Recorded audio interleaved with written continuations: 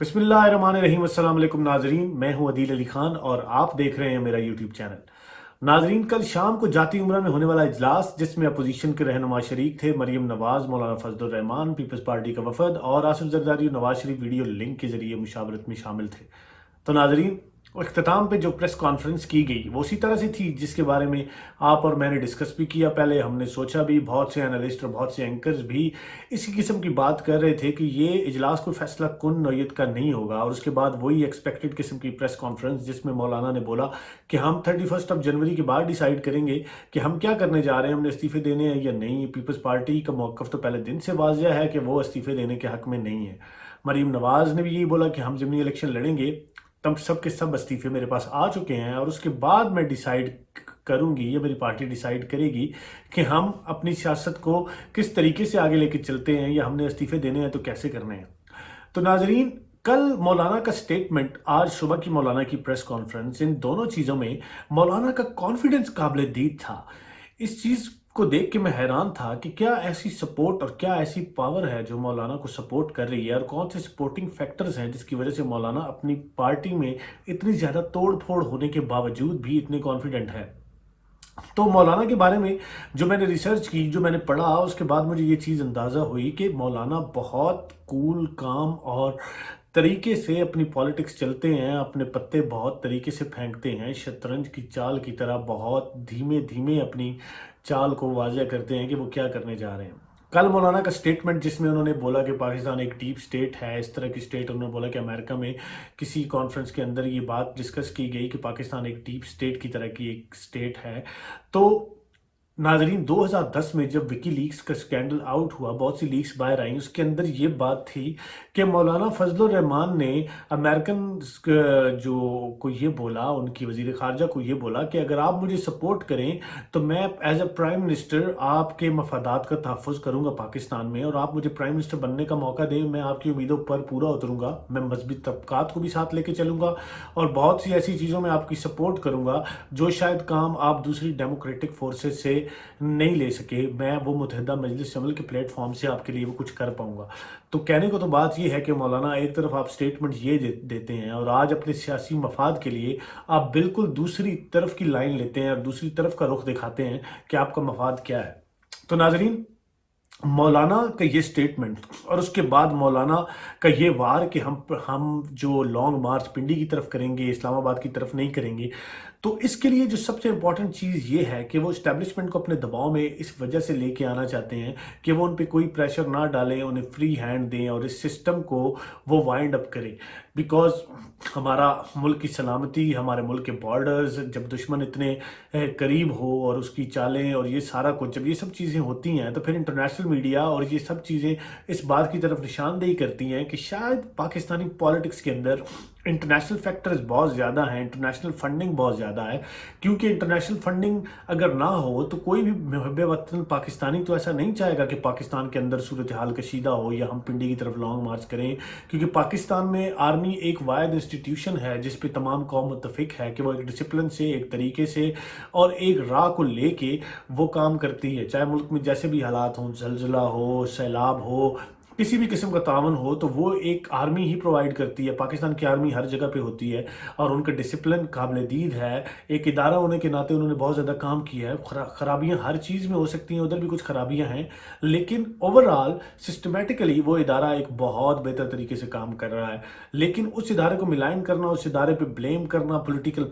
Parties का, और उन्हें कहना है कि सिस्टम को ब्रेक डाउन करें, प्राइम मिनिस्टर को घर भेजें, ये सारी चीज़ें उस इदारे का मोरल कम करने के बराबर है। तो नाज़रीन, हमें ये सोचना चाहिए कि हम इस चीज़ को किस तरीके से लेके चलें, चाहे वो सोशल मीडिया हो, चाहे दूसरा मीडिया हो। हम सबको एक रिस्पॉन्सिबल पाकिस्तानी होने के नाते इस चीज़ की सपोर्ट करनी है कि किसी किस्म का ऐसा वाक़या रोनुमा ना हो जिसकी वजह से पाकिस्तान दाखिली और ख़ारजी सतह पर मुश्किलात का शिकार हो। तो नाज़रीन, नेशनल डायलॉग का एक इशू जो वाज़ेह हो रहा था, मोहम्मद अली दुरानी की कल की मुलाकात मौलाना फजलुर रहमान से, उसके बाद मीडिया का वहाँ पे पहुँच जाना और हंगामी तौर पे प्रेस कॉन्फ्रेंस अरेंज होना, और फिर मौलाना का कहना कि नेशनल डायलॉग खारिज अमकान है। तो नाजरीन, इन सब चीज़ों के पीछे जो मौलाना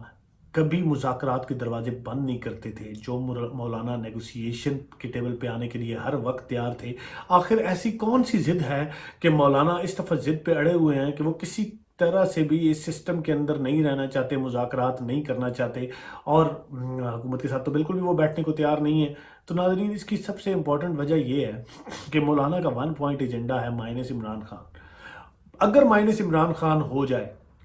تو میں آپ کو یہ بتا رہا ہوں کہ مولانا اسی سسٹم کے ساتھ چلنے پہ تیار ہیں، اسی اسٹیبلشمنٹ کی انٹرفیئرنس کے ساتھ، کیونکہ مولانا ہمیشہ اسٹیبلشمنٹ کی سپورٹ کے ساتھ ہی سیاست کرتے رہے ہیں۔ جب وہ اپوزیشن لیڈر تھے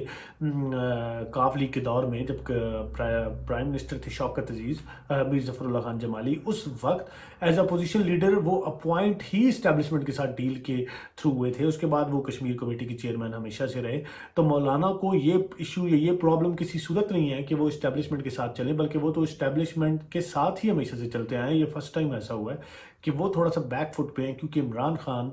نے انہیں KPK میں بہت زیادہ پولیٹیکلی نقصان پہنچایا ہے، اور اس وجہ سے مولانا کسی بھی صورت سے ان کے ساتھ چلنے کو تیار نہیں ہے۔ تو ناظرین، مذہبی فیکٹر پاکستان میں ترکی کا انٹرفیئرنس، ترکی کا ڈرامہ ارطغرل الغازی جو کہ بہت زیادہ ہٹ ہوا، اس کے بعد سعودی فرما روا جو پاکستان سے ناراض ہوئے، محمد بن سلیمان کی پالیسیز، 2 قسطیں واپس جا چکی ہیں، 1 قسط واپس جانی ہے جنوری میں۔ اس چیز کے بعد تھوڑا سا جو پاکستان کے اندر سعودی انفلوئنس تھا، وہ جو سعودی سپورٹ تھی جو پاکستانی گورنمنٹ کو تھی، وہ ایک دم سے پیچھے ہوئی ہے، جو کہ ابھی پھر سے واپس آنا شروع ہوئی ہے۔ پھر مولانا طاہر اشرفی کا سعودی عرب میں جانا اور انہیں جا کے ان کے ساتھ ڈیل کرنا، پھر ان کا مشیر لگنا عمران خان کا، یہ کچھ چیزیں آپس میں بہتر ہونا شروع ہوئی ہیں۔ لیکن پاکستان کی تمام مذہبی جماعتوں کو اور مذہبی گروپس کو ابھی سپورٹ ملنا بہت زیادہ شروع ہو گئی ہے سعودی عرب سے، اور سعودی عرب پاکستان کے اس سسٹم کے ساتھ چلنے کو تیار نہیں ہے۔ وہ نہیں چاہتا کہ پاکستان ایران کے ساتھ یا پاکستان ترکی کے ساتھ ان لوگوں کے الائنس میں شامل ہو، کیونکہ ان دونوں ممالک کے ساتھ تو سعودی عرب کی بالکل بھی نہیں بنتی، اور محمد بن سلمان یہ چاہتے ہیں کہ پاکستان ان کے گروپ میں رہے، اور پاکستان کو ڈی اسٹیبلائز کرنے کا ایک ہی طریقہ ہے، کیونکہ نون لیگ کے پاس اسٹریٹ پاور نہیں ہے، نون لیگ اسٹریٹس پہ نہیں آ سکتی، پیپلز پارٹی سسٹم کے اندر ہے، وہ ڈیموکریٹک طریقے سے آنا چاہتی ہے، وہ کسی طرح سے بھی سسٹم کو توڑنا نہیں چاہتی۔ سب سے آخر میں بچتی ہیں مذہبی جماعتیں۔ مذہبی جماعتوں میں جو سب سے زیادہ اسٹریٹ پاور ہے وہ مولانا فضل الرحمان کے ساتھ ہے، جو ابھی اس گورنمنٹ کے اگینسٹ ہے۔ مولانا طاہر القادری تو ان کے ساتھ ہیں، وہ تو آپ پچھلے کچھ عرصے سے دیکھ رہے ہوں گے وہ منظر سے آؤٹ ہیں۔ تو ابھی وہ اسی صورت میں آگے آنا چاہتے ہیں کہ اگر انہیں اسٹیبلشمنٹ بولے تو وہ روڈوں پہ آنے پہ تیار ہیں، ادروائز وہ کینیڈا میں اپنا قیام پذیر رہیں گے۔ تو مولانا فضل الرحمان ڈائریکٹلی یا انڈائریکٹلی ان کو ساری سپورٹ سعودی عرب کی طرف سے ہے۔ بے شک ان کا مذہبی اختلاف اپنی جگہ پہ، لیکن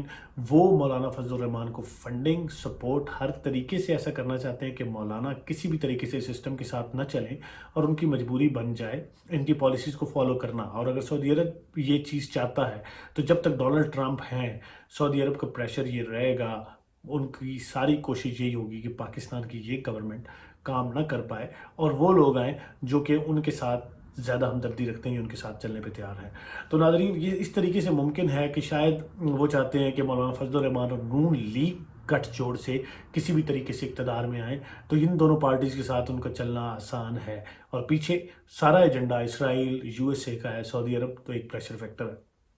تو دیکھتے ہیں آنے والے دنوں میں ایسا کیا ہوتا ہے، لیکن مجھے یہی لگ رہا ہے کہ پاکستان اب